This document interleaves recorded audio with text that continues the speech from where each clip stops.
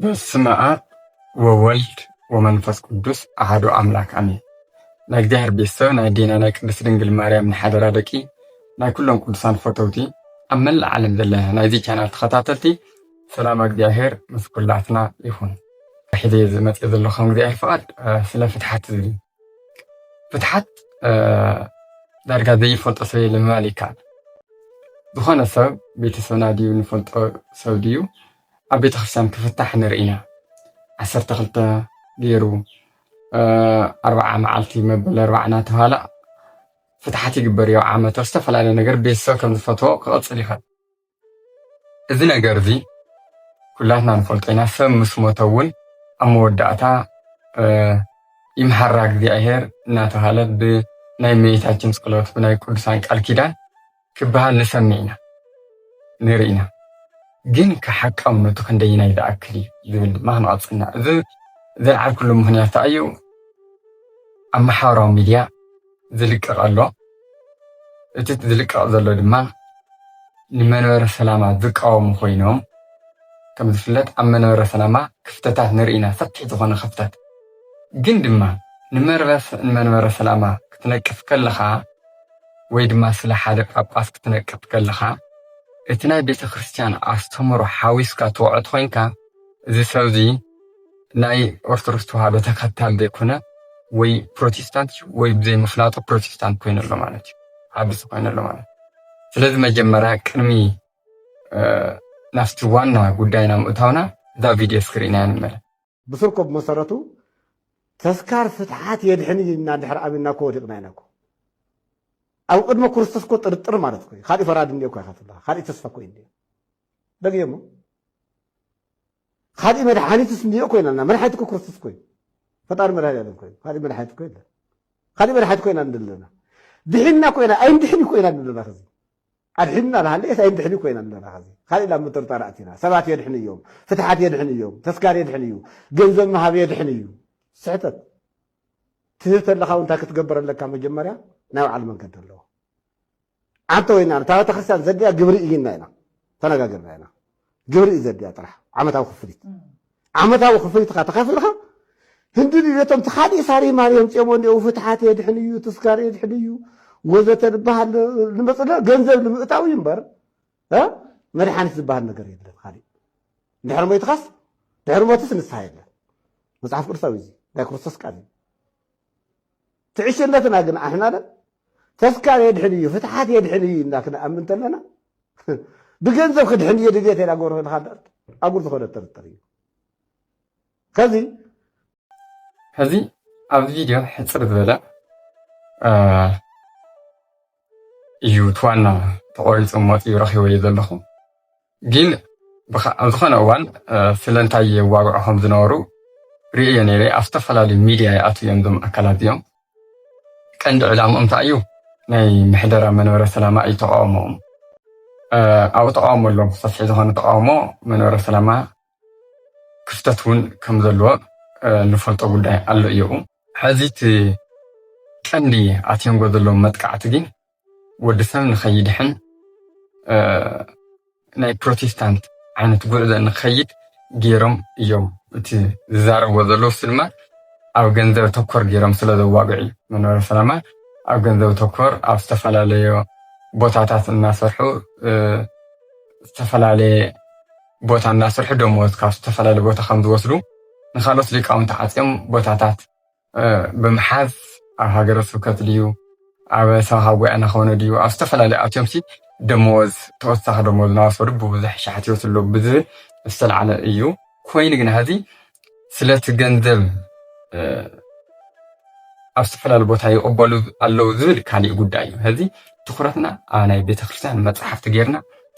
እግዚአብሔር ዝሃበና ሕጊ ኣብ ምጥሓስ ከመይ ኢሎም ይጓዓዙ ከም ዘለዉ እናሃሪ ካብቲ ዝተዛረብዎ ንርአ። ጸሎት ፍትሓት የድሕን እዩ ማለት ኣብ ጥርጥር ኢና እኮ ዘለና፣ ካሊእ ፈራዲ ከም ዘሎ ኢና ንኣምን ዘለና ኢሎም ርእዩ። ሕዚ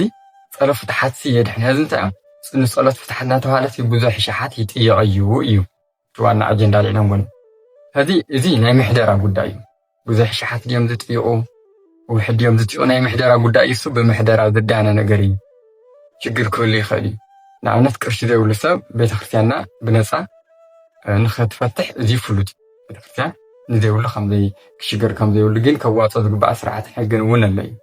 كوين لقينا ناي أتيوم نفسنا يدحنة من قديس ولا فتحت يدحني مال أبترترينا كوزلنا إلى ملو سب تاي مالتمي أزمدنا الخاسي صديقها بوصيها فتصميها نموالك يا أتيوم كم ذلو من بدأ تراتري يقول إذا ما نيمتى أستمري ناي بروتستان أستمر ناي تحدث أستمري مالتي كالي فراد خمد الله إن أنا عم ذلنا قاعدة الحنا الناس مرحنا فتعرنا يس كريستوس يلو أرسطو هذا بيتخشنا تمر فتعرينا مدحينا أملاخنا يسوس كريستوس نسو كم خانة خمد الحنا نخلي مرحين تيبلنا بحد نطب سلسلة نطب زملخ أملاخنا نسل خوينينا خالي خمد الله إن أنا أمن يوم فصلت فتحتس بدن بيتردون ماله فتحت كجبر كلكو من كم فتحك مهنياتو بهيمانتون بسنا مجارن صنيعها تنبر كلها كيف لتك ذي تناسى خايف كل خير باستفلا لمهنيات سرح خايس تصورك حاتيات كل خير نزيد ما أملاخ يرخو لك التجورو بتخصنا بخانات جيرا التجورو صلوت فتحت نص مني فتحك مني موليت ذنتك مدحنيتنا أملاخنا إيس كرسي بعد أمدرنا هلنا وأسمعنا هلنا مخنياتو أمدر دا أثر كونغو أسمع استأثر يخو أمدر فتح كونغو دما أسمع زيت فتح يخوون ذبل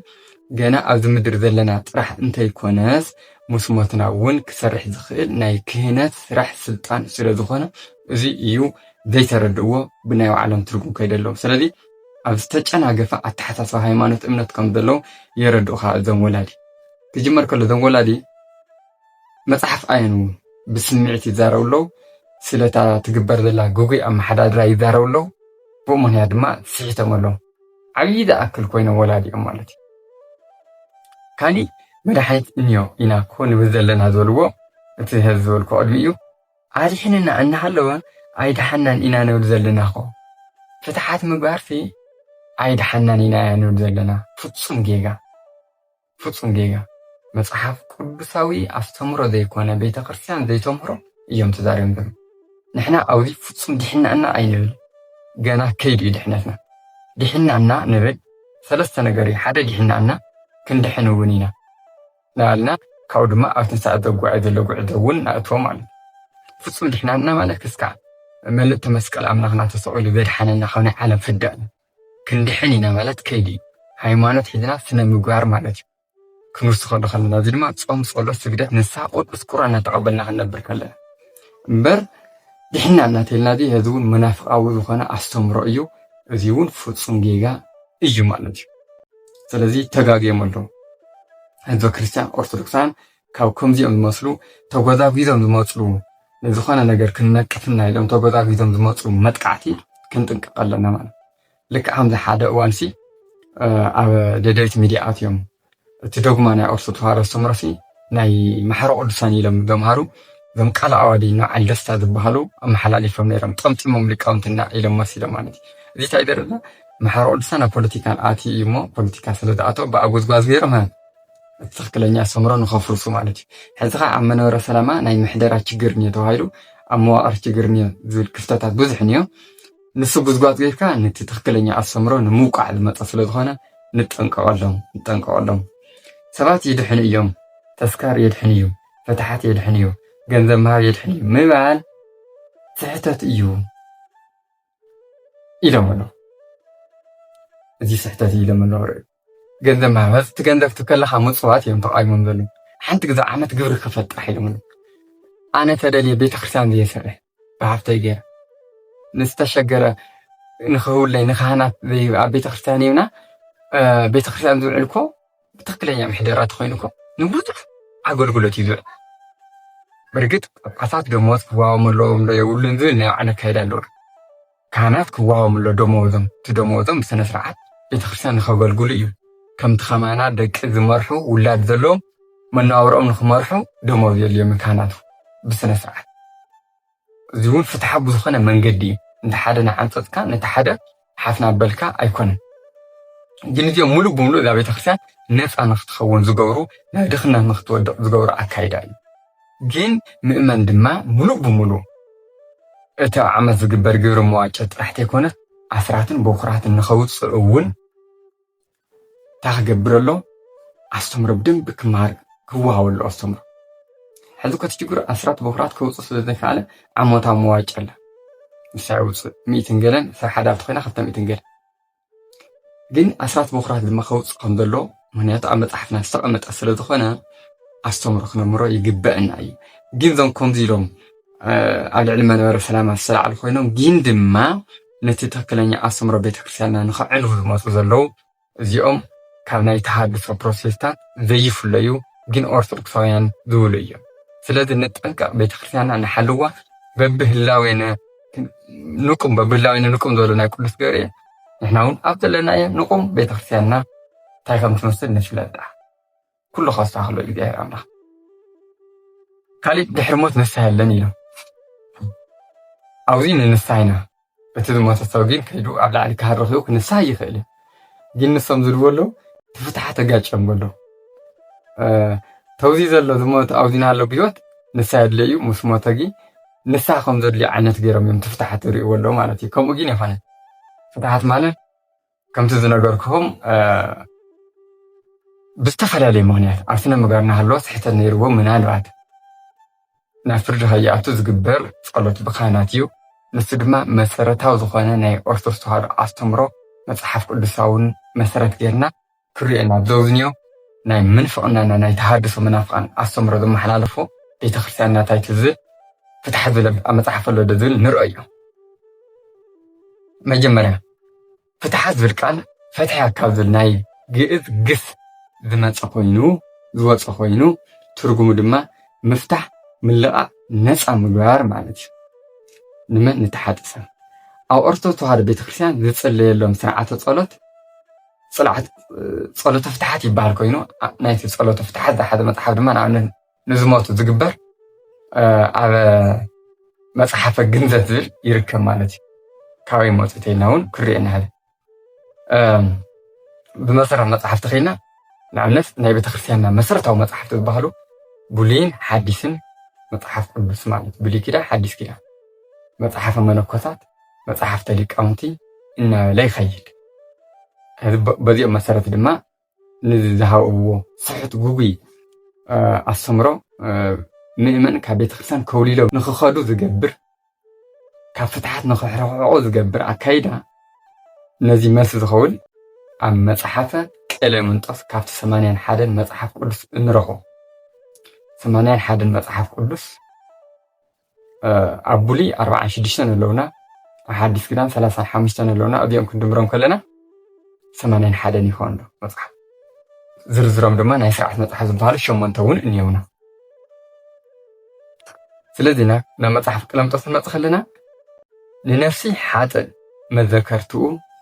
ብመስዋእቲ ቁርባን ገይሮም ይብጅውዎ ብንጹህ መዘከርታ መስዋእቲ ቁርባንን ገይሮም ንነፍሲ ጻድቅ ይሕጉስዎ እዚ ድማ እቲ ዝዓረፈ ብጸሎትኩም ክሕጎስን ዓይኒ ዘይረኣያቶን እዝኒ ዘይሰምዖተን ኣብ ልቢ ሰብ ዘይተሓሰበ እግዚኣብሔር ንፈተውቱ ዘዳለዋ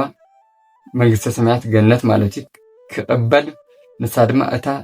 ንዘፍቅርዋ ዘዳለዋ ህይወት እያ ምእንቲ ንኣሕዋትኩምን ኣቦታትኩምን ብጸሎትኩም መዘከርታ ብምግባር ክትጽውዕዎም እዩ ንስኻትኩም ከምቶም ህዝቢ ኣረማውያን ድሕሪ ሞት ንፍትሓት እንታይ ይጠቅም ኣይትበሉ እቶም ትንሣኤ ምውታንን ድሕነትን ዘይብሎም ግና ፍትሓት የለን ይብሉ ስለዚ መገበርያ ሂብካ ኣብ ቤተክርስትያን ኣብ 12ኡ ኣብ 40ኡ ቅዳሴ ተገይሩሉ ፍትሓት ክግበር ከለኮ ብቅዱስ ቁርባን ጌርካ ዝግበር ዘሎ እዩ እዚ ድማ ተቐሚጥልና ኣሎ ስለዚ እግዚኣብሔር ንኽምሕሮ እዩ እዚ ድማ መፅሓፈ ቀሌምንጦስ ካብቶም 81 መፅሓፍ ቅዱስ ዝረኣና እዩ ካሊእ ኣብ ካልኣይ ነገሥት ምዕራፍ 4 ቁጥሪ 32-35 ምርኣይ ይከኣል ነብይ ኤልሳዕ ነቲ ዝሞተ ሰብ ንኽትንስእ ጸልዩ ካብ ሞት ኣልዒልዎ ንዝሞተ ሰብ ይጸልዩሉን እዩ ጸሊስ ካሞት ከዓልዕልዎ ነብሱስ ናብ ስጉእ ንኽትዋሃድ ብጸሎቱ ገይሩ እዩ ታይና ንብለና ብነብሲ ምምሓር ጥራሕቲ ይኮነስ እቲ ነብሶም እውን ተመሊሳ ናብ ስጉኦም ንኽትዋሃድ እውን ይገብሩ እዮም ማለት እዩ ካህናት ኣቦታትና ብጸሎት ዝሞተ ሰብ ንኽምሓር ዝገብሩ በዚ ምክንያት እዩ ካህናት ኣቦታትና ንዝሞተ ሰብ ብፍትሓት ብጸሎት ነብሱ ነፃ ንኽትኸውን ካብ ሓጢአት ማእሰርቲ ንኽትፍታሕ ዝገብሩ ነዚ ስለዚ እዚ ድማ ኣብ ማቴዎስ ወንጌል ንረኽቦ እዩ ኣብ ምድሪ ዝኣሰርክምዎ ኣብ ሰማይ ይእሰር ኣብ ምድሪ ዝፈትሐምዎ ኣብ ሰማይ ዝተፈትሐ ይኸውን እግዚኣብሔር ኣምላኽና ፍቕሪ እዩ ማለት እዩ እዚ ድማ በቲ ምግባር ብሃይማኖት ፀኒዕኻ ትነብር ከለኻ ምናልባት ብዘይተረዳእኻዮ ብዘይፈለጥካዮ ነገር ዘይተነሳኻዮ ተልዩ ንኸይትፍረድ ተፈሪድካ ተኮይንካ ነፃ ንኽትወፅእ እግዚኣብሔር ንኽምሕረካ ዝገብር እግዚኣብሔር ዝሃበና መምርሒ እዩ እዚ ማለት እዩ እምበር ሓደ ባዕሉ ውልቀ ሰብ ዝሃበና ኣይኮነን ካሊእ ኣብ መፅሓፈ ሲራክ ምዕራፍ 38 ቁጥሪ 16 ስለ ፍትሓት ጥራሕ ተይኮነሲ ንዝሞተ ሰብ ዘድልዮ ተስካር እውን እዩ ኣብ ቅዳሴ ይበሃል እዚ ተስካር ማለት እቲ ብደገ ክንድግዛእ ጉዳይ ጌርካ ንዓደምካ ተይኮነ ኣብ ቤተ ክርስቲያን ተስካር ምግባር ንዝጠመዩ ንዝተሸገሩ ብስም እቲ ዝሞተ እግዚኣብሔር ንምሕሮ እትገብሮ መብልዕ ምጽዋት እዩ ከምዚ ይብለና በአምሓርኛ ክንበልኩም ልጄ ሆይ ለሞተ ሰው አልቅስለት እዘንለትን ራስህን አሳዝን እንደ ስርዓቱም መታሰቢያ አድርግለት ያገለገለህ ሰው ሞት ቸል አትበለው መታሰቢያ አድርግለት ኣብ ቤተ ክርስቲያን ብስርዓት ስለዚህ እዚ መታሰቢያ ማለት ተስካር ማለት ይዘክሮ ቤተ ክርስቲያን እዚ ኢሉ ተቐሚጥና ኣሎ ካሊእ ቅዱሳን ኣቦታትና ሐዋርያት ዝኣዘዝዎ ሐዋርያት ኮይኖም ቅዱሳን ኣቦታትና ሐዋርያት እዚ ድማ ኣብ 81 መጽሓፍ ቅዱስ መጽሓፈ ዲድስቅልያ ዝበሃል ኣብ አንቀጽ 34 እንረኽቦ ንሙታን ብትግሃት ጸልዩሎም ይብል ሐዋርያት ኣቦታትና እዮም ኣዚዞም ንሙታን እዞም ሰብኣይ እንታይ እዮም ዘለዉ ጸሎተ የለን ተጸሊኻማ ኣይድሓናና ንብለና ይብሉ ብሙሉእ ዘውኒ መጽሓፍ ኣምላኽና ዝሃበና ይኽሕድዎ ኣለዉ ክሒዶም ኣለዉ ማለት እዩ ተዘይስተውዕሉ ካሊእ ኣብ መጽሓፍ ቅዱስ እዩ ዝይውን ኣብ ካልኣይ ጢሞቴዎስ ምዕራፍ 1 ቁጽሪ 18 ንረኽቦ ምዕራፍ 1 ቁጽሪ 18 ቅዱስ ጳውሎስ ብርሃነ ዓለም ቅዱስ ጳውሎስ እንብሎ እዚ ድማ ክነግረና ከሎ በታ መዓልቲ እቲኣ ጎይታ እግዚኣብሔር ምሕረት ይሃቦ ኣብ ኤፌሶን ክንደይ ከም ዘገልገለኒ እውን ንስኻ ኣጸቢቕካ ትፈልጥ ኢኻ ብህይወት የለን እዚ ቅዱስ ጳውሎስ በታ መዓልቲ እቲኣ ጎይታ እግዚኣብሔር ምሕረት ይሃቦ ኢሉ ጸሎት ገይሩሉ ኣሎ በታ መዓልቲ እቲኣ ዝተባህለት ድማ ኣብ ዳግም ምጽኣት ማለት እዩ ነፍሱ ኣብ ሲኦል ተቐፂዓ ንኸይትጸንሕ ናብ ገነት ንኽትኣቱ ኣብ ዳግም ምጽኣት ድማ ተንሲኣ መንግስተ ሰማይ ንኽትወርስ በታ መዓልቲ እዚኣ እግዚኣብሔር ኣምላኽ ጎይታሲ ምሕረት ይሃቦ ይፍትሓዮ ኢለሉ ካብዚ ንላዕሊ እንታይ ኢና ደሊና መርትዖ እንታይ ኮይኖም ዝቃወምሉ እዚኦም ስለዚ ከምዚ ኢልካ ተቃውሞ ኣብ ልዕሊ ፍትሓት ምግባር ምስ ጸላኢ ሰናያት ምዕራኽ ቤተ ክርስቲያን ንኽትዓኒ ምግባር ኣብ ጎኒ መናፍቃን ፕሮቴስታንት ምዃን ጸረ እግዚኣብሔር ምዃን ነፍስኻ ንኽጠፍእ ምግባር እዩ እዚ ስለዚ ፈሊና ኢና ክንቃወም ንኽእል ኣካል ትልዩ ፈሊና ምስ ቤተ ክርስቲያን ክንተሓዝ የብላ ስለዚ ቅርሺ ዋፅኡ እናበሉ እዮም ፍትሓት ኢልካ ብተዋፅኡ ዝበልዎ መሰረት ንፍትሓት ክወቅዕ እተኢልካ ትጠፍእ ኣለኻ ምእመን እውን ተጥፍእ ኣለኻ ክትሕተት ኢኻ ንሓደ ካብዚኦም ዘሰናኸለ ናይ መጥሓን እምኒ